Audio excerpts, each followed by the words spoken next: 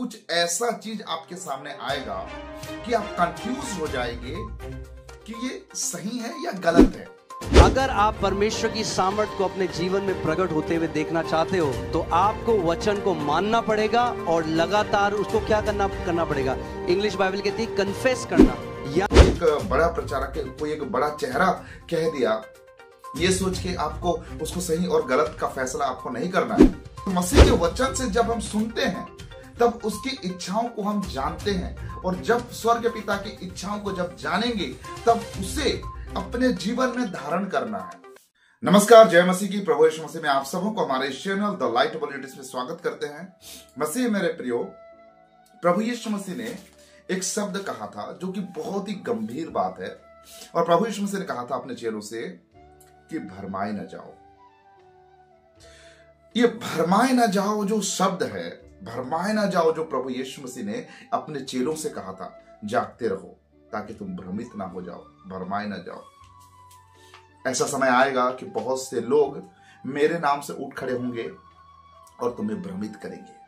तो ये भरमाए न जाओ, इसका मतलब ये है कि कुछ ऐसा चीज आपके सामने आएगा कि आप कंफ्यूज हो जाएंगे कि ये सही है या गलत है, और उस सही और गलत के फर्क को समझने में इतना तकलीफ होगा कि आप गलत को भी सही समझ बैठेंगे और उसके हिसाब से आप जीवन बिताते होंगे, और आपको ऐसा लगेगा भी नहीं कि मैं कुछ गलत कर रहा हूं। लेकिन जब आप बारीकी से बाइबिल को मनन करेंगे और अपना पूर्वाग्रह, अपना विचार, अपना सोच को अलग रखेंगे, तब जाके आपको पता चलेगा कि हाँ, ये गलत है।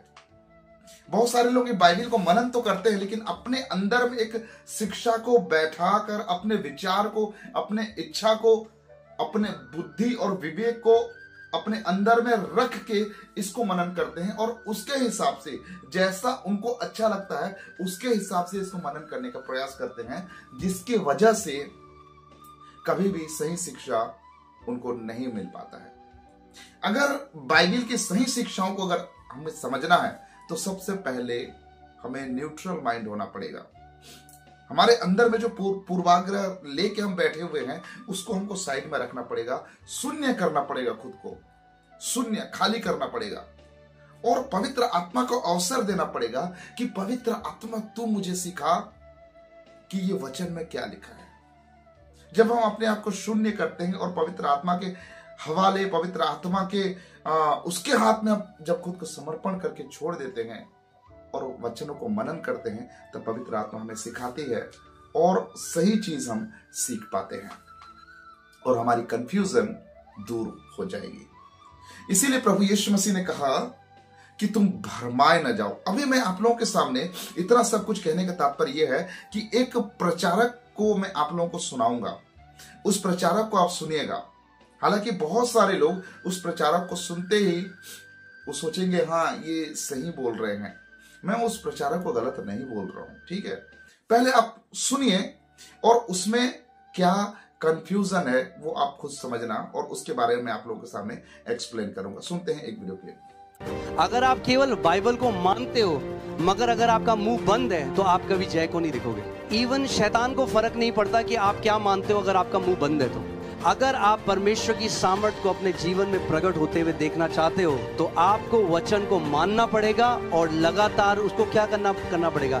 इंग्लिश बाइबल कहती है कन्फेस करना, यानी कन्फेशन है जब आप वही बोलते हैं जो आपका परमेश्वर पिता बोलता है। अब जैसे आप बीमार हैं, आप डॉक्टर ने बोला आपको एक बीमारी है, तो आपने वचन खोला, वचन में लिखा है उसके कोड़े खाने से क्या हो गया है, तुम क्या हो गए हो, चंगे हो गए हो। अब मैंने इस वचन पे मनन करना शुरू किया, मैंने मानना शुरू किया कि प्रभु यीशु मसीह के कोड़े खाने से मैं चंगा हो गया हूं। मगर आप मन में मनन करो, अब क्या करना है, अब आप चाहते हो कि इस सामर्थ, इस वचन की सामर्थ अगर रिलीज हो तो आपको क्या करना है, अब इसको बोलना शुरू करना है। जितना आप इसको कन्फेस करने लग जाओगे वो वचन आपके जीवन में क्या करने लग जाएगा, कार्य करने लग जाएगा। आमीन। मसीह में मेरे प्रियो, जब आप लोगों ने ये प्रचारक को आपने सुना, आपको कैसा लगा? मैं दावे के साथ कह सकता हूं कि सभी लोगों को, अक्सर लोगों को ये जो भाई साहब कह रहे हैं बिल्कुल सही लगा होगा, बिल्कुल सही लगा होगा, इसमें कोई गलती आपको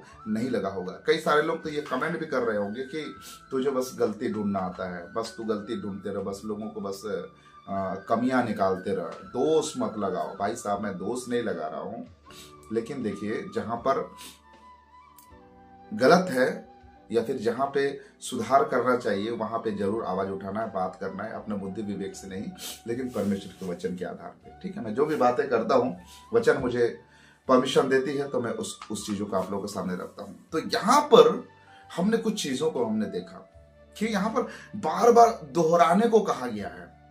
एक वर्ड को आप दोहराओ, घोषणा करो अपने जीवन में। आप बीमार हो तो कहो प्रभु तेरे कोड़े खाने से मुझे चंगाई मिली है। तो वो जो शब्द है, वो जो वचन है कि तेरे कोड़े खाने से मुझे चंगाई मिली है, वो वचन हमारे शारीरिक बीमारियों के बारे में वहां पे नहीं बताया गया है। आप जाके मनन करिए, मैं अभी बाइबल खोल के उसको आप लोगों के सामने नहीं दिखाऊंगा, क्योंकि जो लोग उल्टी सीधे कमेंट करते हैं तो आपको कम से कम वो वचन, वो रेफरेंस पढ़ के उसके संदर्भ के साथ में आपको उन चीजों को देखना बहुत जरूरी है। ठीक है, कोई एक बड़ा प्रचारक, कोई एक बड़ा चेहरा कह दिया, ये सोच के आपको उसको सही और गलत का फैसला आपको नहीं करना है। ठीक है, तो आप उस वचन को जाके मनन करिए। तो तेरे कोड़े खाने से मुझे चंगाई मिलती है, मतलब यीशु की कोड़े खाने से हमें कौन सी चंगाई मिलेगी? वो कौन सी चंगाई के लिए वो इस धरती में आया था? हमें पापों से आजाद करने के लिए, पापों के बंधन से छुटकारा देने के लिए। शैतान के हाथों में जब हम अधर्म के कारण बिके हुए थे तो वहां से छुटकारा देने के लिए प्रभु यीशु मसीह इस धरती में आया। उसके मारे जाने से, उसके लहू बहाने से, उसके कोड़े खाने से हमारे सारे अधर्म को वो मिटाता है। हमारे आत्मिक जो बीमारियां हैं उससे हम चंगाई हमें मिलता है। तो यहां पर जो इनके शब्दों में, इसको सुनने के लिए बहुत अच्छा लगता है कि रिपीट करो, दोहराते रहो। लेकिन प्रभु यीशु मसीह ने कभी ऐसा नहीं कहा कि शब्दों को रिपीट करो, दोहराते रहो। लेकिन प्रभु यीशु मसीह ने इतना जरूर कहा कि जो स्वर्ग पिता की इच्छा पर चलता है, जो मेरी आज्ञाओं को मानता है, वही मुझसे प्रेम करता है। तो स्वर्ग पिता के इच्छा पे चलना मतलब उसकी इच्छा को सबसे पहले सुनना है। और उसकी इच्छा को हम सुनेंगे कैसे? वचन पढ़ेंगे, वचन मनन करेंगे, तब उसकी इच्छा को हम जानेंगे, उसकी इच्छा को हम सुनेंगे। जब तक सुनेंगे नहीं तब तक जानेंगे नहीं। सुनना कहां से? मसीह के वचन से है। तो मसीह के वचन से जब हम सुनते हैं तब उसकी इच्छाओं को हम जानते हैं। और जब स्वर्ग पिता की इच्छाओं को जब जानेंगे तब उसे अपने जीवन में धारण करना है।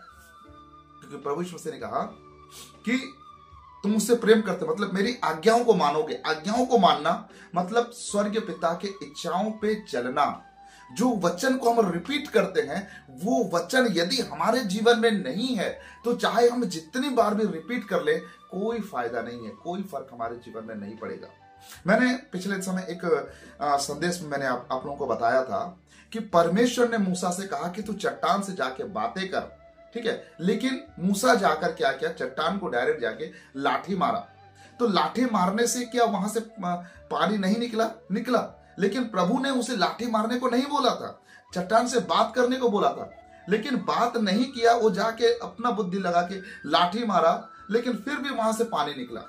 इसका मतलब क्या ये है कि परमेश्वर मूसा से प्रसन्न था, खुश था? बिल्कुल भी नहीं।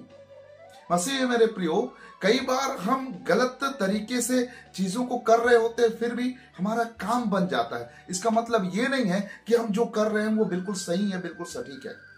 ठीक है, मेरा कहने का तात्पर्य यह है कि परमेश्वर की जो वचन है, स्वर्ग पिता की जो इच्छा है, उसको हमें साधना करना है। स्वर्ग पिता की इच्छा को हमें मानना है। इसीलिए एक वचन मुझे हमेशा मेरे मुंह पे रहता है, वो ये है 1 कुरिन्थियों 11 अध्याय उसका पहला वचन, जहां पे पौलुस कहता है तुम मेरी सी चाल चलो जैसे मैं मसीह की चाल चलता हूं। मतलब पौलुस कहता है कि मैं मसीह की चाल चलता हूं, इसीलिए तुम मुझे फॉलो कर सकते हो। तो हमें पहले प्रभु का चाल, प्रभु का स्वभाव, जो वचन जो हम पढ़ते हैं वो वचन हमारे जीवन में कार्यशील होना चाहिए, तब जाके वो वचन हमारे जीवन में प्रभाव डालेगा। देखिए, इसमें कोई संदेह नहीं है कि परमेश्वर के वचन में सामर्थ है, लेकिन एक जादू टोना की तरह, एक चमत्कारी बातों की तरह हम वचन को क्यों लेते हैं कि वचन को रिपीट करो, रिपीट करो, रिपीट करो, तब वो वचन की सामर्थ तुम्हारे जीवन में काम करेगी। सुनने को कितना प्रभावशाली लगता है ना, लेकिन दरअसल वो बात वैसे है नहीं। हम ये एक मंत्र जाप करने, मंत्र जैसे कोई 100 बार 101 बार ऐसे कुछ मंत्र जाप करने के बाद कुछ ऐसे जादू के जैसे होता है, ऐसे नहीं होता है। अगर ऐसे होता तो बहुत सारे लोग लेके ये वचन को बस पकड़ के रट्टा मारते रहते, बोलते रहते, कुछ उनके जीवन में चमत्कार हो जाता। लेकिन कई बार शैतान जो है वचनों का इस्तेमाल करके हमें भ्रमित करने के लिए कुछ ऐसे चीजों को भी करता है जहां पे हम भ्रमित हो जाते हैं, और बहुत सारे लोग भ्रमित भी हो रहे हैं। ऐसे ही मेरे प्रियो, आज का ये जो संदेश आप लोगों के सामने रखने का मेरा वजह यही है कि हम अभिनय में, हम एक एक्टिंग में हम ना जिए, लेकिन एक वास्तविकता में हम जिए, जैसा प्रभु यीशु मसीह ने कहा, जैसा वचन हमें सिखाती है, उसके आधार पे हमें जीना है। बहुत सारे लोग बड़ा चेहरा, बड़ा प्रचारक बोल बोल के अपने जीवन को विनाश की ओर आगे ले चल रहे हैं। मुझे नहीं पता आप लोग कितना मेरे बातों को, मेरे जो बातें आप लोगों के सामने रखा है उसको आप समझेंगे या फिर इसका क्या मतलब निकालेंगे, मुझे नहीं मालूम। लेकिन मैं चाहता हूं कि आप लोग परमेश्वर के वचनों के साथ समय बिताएं और परमेश्वर के वचनों के आधार पर आपका जीवन हो। आज के लिए बस इतना ही, मिलते हैं अगले और एक नए वीडियो के साथ। तब तक के लिए प्रभु आप सबको आशीर्वाद प्रदान करे। आप सबको नमस्कार। जय मसीह की, praise the Lord, God bless you.